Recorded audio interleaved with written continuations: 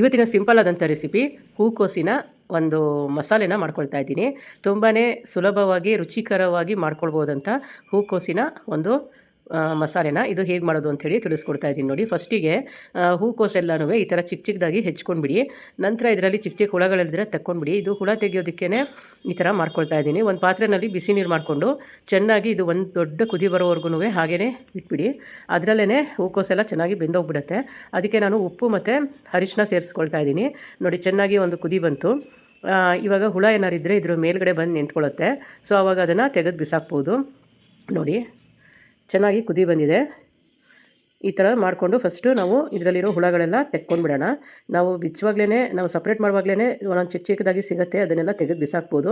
ಇನ್ನು ಏನಾದ್ರು ಕಾಣಿಸ್ದೇ ಇರೋದೆಲ್ಲ ಇದ್ದರೆ ಇದು ಈ ನೀರಿಗೆ ಬಂದುಬಿಡುತ್ತೆ. ಸೊ ಇದನ್ನು ಒಂದು ಪಾತ್ರೆಯಲ್ಲಿ ತೆಗೆದಿಟ್ಕೊಳ್ತಾ ಇದ್ದೀನಿ. ನೀರೆಲ್ಲ ಬಿಸಾಕ್ಬಿಡಬೇಕು. ನೆಕ್ಸ್ಟ್ ಇದಕ್ಕೆ ಒಂದು ಚಿಕ್ಕದಾಗಿ ಮಸಾಲೆ ಮಾಡ್ಕೊಳ್ಳೋದಿದೆ.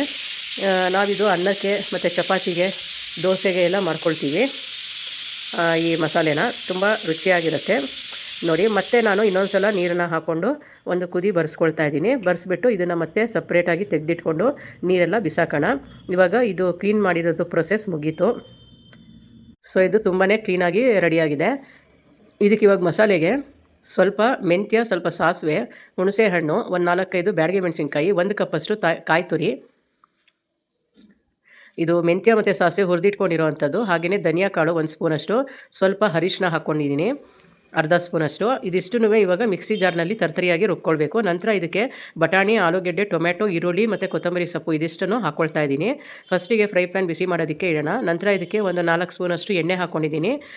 ಇದಕ್ಕೆ ಒಂದು ಒಗ್ಗರಣೆ, ಕರಿಬೇವು, ಈರುಳ್ಳಿ ಮತ್ತು ಸಾಸಿವೆ ಹಾಕ್ಕೊಂಡಿದ್ದೀನಿ. ಹಾಗೆಯೇ ಬಟಾಣಿ ಕಾಳು ಮತ್ತು ಆಲೂಗೆಡ್ಡೆ ಹಾಕ್ಕೊಂಡು ಚೆನ್ನಾಗಿ ಫ್ರೈ ಮಾಡ್ಕೊಳ್ಳೋಣ. ನಂತರ ಇದಕ್ಕೆ ಟೊಮೆಟೊ ಹಾಕ್ಕೊಳ್ತಾ ಇದ್ದೀನಿ. ಟೊಮೆಟೊ ಜೊತೆನೇ ಸ್ವಲ್ಪ ಅರಿಶಿನ, ಉಪ್ಪು ಕೂಡ ಸೇರಿಸ್ಕೊಳ್ಳೋಣ.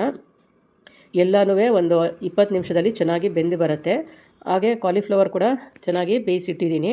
ನಂತರ ಇದಕ್ಕೆ ಒಂದು ದೊಡ್ಡ ಲೋಟದಷ್ಟು ನೀರನ್ನು ಹಾಕ್ಕೊಳ್ತಾ ಇದ್ದೀನಿ. ಇವಾಗ ಮುಚ್ಚಳವನ್ನು ಮುಚ್ಚಿಡ್ತಾ ಇದ್ದೀನಿ. ಅರ್ಧ ಗಂಟೆ ಆದ ನಂತರ ಇದನ್ನು ಓಪನ್ ಮಾಡೋಣ. ಚೆನ್ನಾಗಿ ಬೆಂದಿರುತ್ತೆ. ಅಷ್ಟರವರೆಗೂ ನಾನು ಮಸಾಲೆ ರೆಡಿ ಮಾಡ್ಕೊಳ್ತೀನಿ. ಮಸಾಲೆ ಎಲ್ಲವನ್ನು ಹಾಕ್ಕೊಂಡು ಒಂದು ಸ್ವಲ್ಪ ತರ್ತರಿಯಾಗಿ ರುಬ್ಕೊಳ್ಬೇಕು.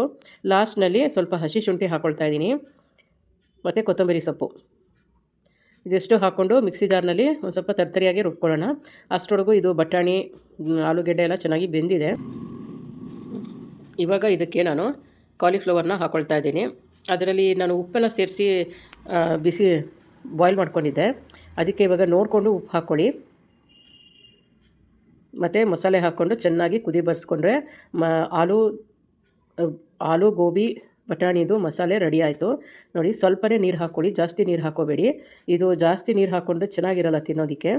ಸ್ವಲ್ಪ ಗಟ್ಟಿಯಾಗಿ ಗ್ರೇವಿಯಾಗಿ ಇರಬೇಕು, ಆವಾಗಲೇ ಚೆನ್ನಾಗಿರುತ್ತೆ. ದೋಸೆಗೆ, ಅನ್ನಗೆ, ಚಪಾತಿಗೆ, ಪೂರಿಗೆ ಎಲ್ಲನೂ ಚೆನ್ನಾಗಿರುತ್ತೆ ನೋಡಿ. ಈ ಥರ ಅದಕ್ಕಿದ್ರೆ ಸಾಕು. ಸೊ ಬೇರೆ ಎಲ್ಲ ನನ್ನದು ಕುಕ್ಕಿಂಗ್ ವೀಡಿಯೋಸ್ ಇದೆ ನೋಡಿ. ಈಗ ನೋಡಿ ಲಾಸ್ಟಲ್ಲಿ ನಾನು ಕೊತ್ತಂಬರಿ ಸೊಪ್ಪನ್ನ ಹಾಕ್ಕೊಳ್ತಾ ಇದ್ದೀನಿ.